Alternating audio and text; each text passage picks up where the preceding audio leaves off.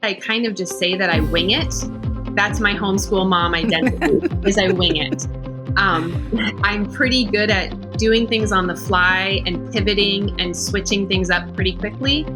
And unit study has taught me how to make connections. So I can see something, kind of file it away, and then pull it out at the right time.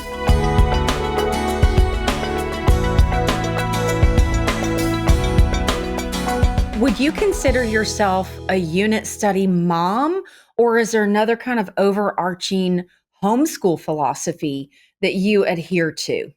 Oh, Here's the reason I ask. As an eclectic Charlotte Mason homeschooler myself, unit studies and project-based learning became one of the main things that I used within that modality. And a lot of people would say, wait a minute, Charlotte Mason and unit studies and project-based learning do not go together. And I'm going, oh, but they do. But they do. So that's why I was wondering, do you have an overarching?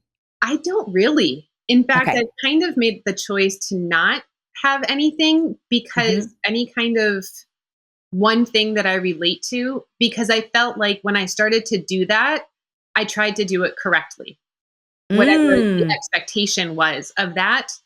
And that didn't fit for us. Instead, I kind of just say that I wing it. That's my homeschool mom identity, is I wing it. I'm pretty good at doing things on the fly and pivoting and switching things up pretty quickly. And unit study has taught me how to make connections. So I can see something, kind of file it away, and then pull it out at the right time. Or see something as I'm reading through a read aloud and say, wait, that's a connection in this history book to science. I'm going to have to go look at that. And then the kids and I go look at it. Where do you put that? So are you filing that literally in your brain, or do you keep a little notepad? No, usually it's literally in my brain. In your brain?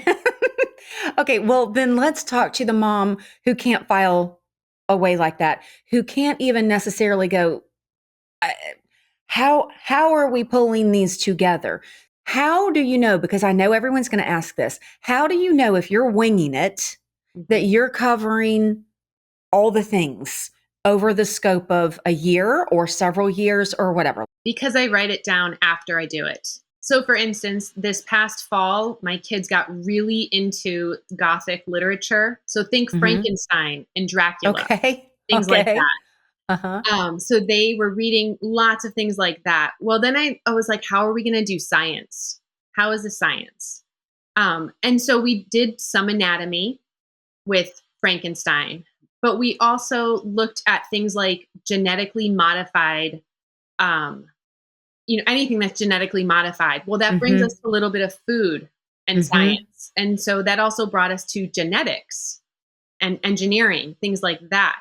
So I'm writing that down. And while it's not all, say, biology or all, anatomy, it's covering a lot of those topics. And so when you write it down and then you look afterwards and kind of can separate it, you say, okay, we just covered genetics. We covered, from there, we covered genetically modified things. And that's actually a little bit of health for me. That I would consider that part of his health class.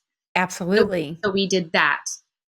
We covered mental health and loneliness and things like that, as well as how would you actually put someone together, or can that technology actually be used? Which, I mean, yes, you can actually that's what they do in the ER when somebody stops breathing. They use a defibrillator and they bring them back. So that idea with electricity, and you can cover electricity. You can say, well, that's some physical science that we're bringing in. And so after the fact, you look at it and you just look at what I wrote down for each week. And I say, okay, here we go. That's checking these boxes. That's a lot of science. It's just not in a linear fashion. Yeah. And it's adapting to that. It's getting used to the uncomfortability that it's not a table of contents, I guess. Yeah. Instead, you start to see it and you realize, oh, that's it. Homeschool Insights is sponsored by CTC Math. If you're looking for a great online math program, visit ctcmath.com and try it for free. For more great homeschool inspiration and resources, Listen to the Schoolhouse Rocked podcast every Monday, Wednesday, and Thursday.